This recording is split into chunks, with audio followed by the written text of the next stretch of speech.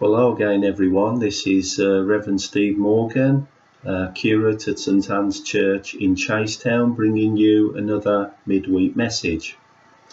Well, as you know, after 2 years of the COVID-19 pandemic and following current events with the war in Ukraine, like me, you're probably wondering to yourself what's happening to the world.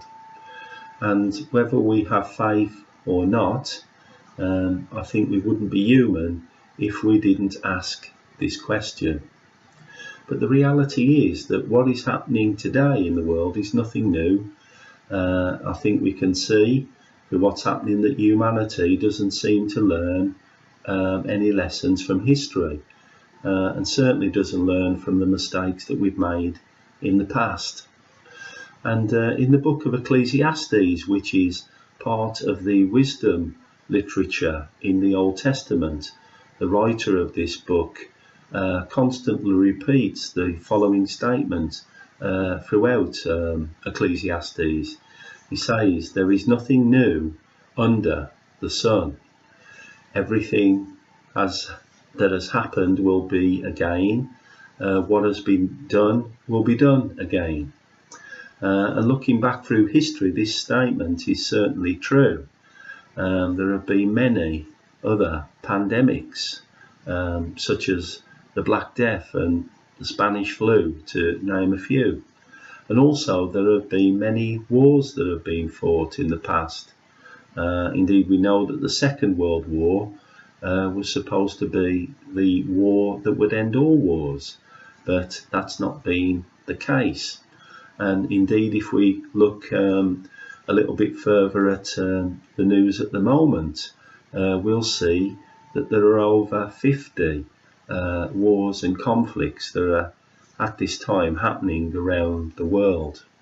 So no wonder then when a few years ago a survey was carried out by the Mail on Sunday newspaper, in which the newspaper asked its readers if they could, what would be the one question that they would ask of God, to which top of the survey poll was the question, why is there war? And I believe that the answer to this is deep down, there is a drive for humanity towards power and force. We can see throughout history how leaders and rulers of various regimes have conquered other countries and peoples to build up and expand their empires by the use of power and force.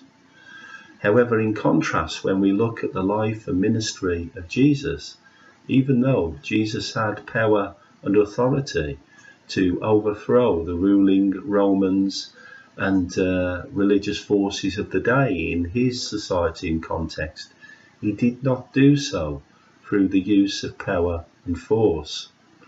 Rather, we know through the Gospels and in the book of Philippians chapter 2, we read how Jesus gave up his throne and power in heaven to be born in weakness as a baby in a manger, through which he was able to bring salvation through the world, through love and servanthood. Also, we're currently in the Christian season of Lent, and during this season we remember and read in the Gospels how Jesus battled against the forces of evil by fasting for 40 days in the wilderness, where he was tempted by Satan, who was trying to get Jesus to use his power. And certainly, as we look at what's happened in the world throughout history, we can see and testify as Christians to how the forces of evil are still at work in the world today. And we can explain to people, look, we may be trying to look at God and saying, well, God, what are you doing? But we need to remember that there are also forces for evil at work in the world as well.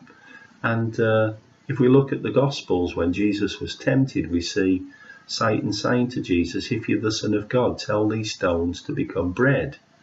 But Jesus said in reply, it is written, One does not live on bread alone, but on every word that comes from the mouth of God. Then Satan took Jesus to the holy city and made him stand on the highest point of the temple and said to him, "If you're the Son of God, throw yourself down, for it is written, he will command his angels concerning you, and they will lift you up in their hands, so that you will not strike your foot against a stone." Jesus answered Satan again, "It is also written, do not put the Lord your God to the test." So then Satan took Jesus up to a very high mountain and showed Jesus all the kingdoms of the world in their splendor. And he said to him, "All this I will give you, if you will bow down and worship me." And at this Jesus said to Satan, "Get away from me, for it is written, worship the Lord your God and serve him only." Then Satan left Jesus alone.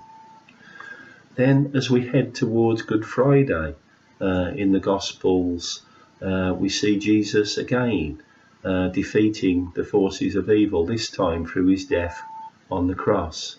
Again, not through the use of power and force that was at his disposal if he chose to take that path, but rather again through love and authority. There were those that day at the cross who shouted abuse at Jesus.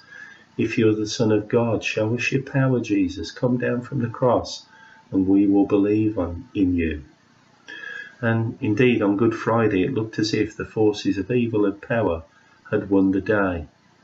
But what happened was that 2 days later, on that first Easter Sunday, Christ was resurrected and the stone was rolled away. The tomb was empty. Following which we know through history that Jesus has shown that through his love and authority, these things are greater than the power and force that is shown in the world, and that love and authority that Christ showed, that his followers are showing now, will ultimately triumph over the power and force and ways of the world. Indeed, the good news is that the resurrected Christ still endeavours to change the world today through love and authority, not through power and force. And it's to love and authority that Jesus calls us as his followers to work for him, for God in the world. That won't work, you might say, but let me remind you of what the Apostle Paul says in his famous chapter on love, a chapter in his first letter to the Corinthians, where he says love never fails. And so when the forces of evil shout out to us, it's Friday, and power and force is in control, well, in the name of Christ we can declare Sunday's coming. Christ has won the victory. This is the good news the world needs to hear, so that when we're living and witnessing for Christ in a world there is suffering, the horrors of war and all kinds of injustice at this time that we're seeing in the news, the news may be shouting out to us, it's Friday, but we can declare Sunday's coming. The world may be threatened by powerful dictators, and people may have their rights being denied and their lives threatened. Again, the world may be saying to us, it's Friday, but as followers of Christ we can declare it's Sunday is coming. This is the good news of the Christian faith and gospel, and this is the good news I want to remind us of in this midweek message today. So wherever you are, whatever you're doing, let us pray at this time for the people of Ukraine, and let us continue to do our best to follow Christ, and instead of aiming to use power and force to get our own way in the world, let's surrender to Christ and submit to him, so that through us he can use us to change the world through love and through earning the right to be heard by gaining authority. So wherever you are, keep well, and I pray that you may know the presence of God with you at this time. God bless now, and see you again. Bye.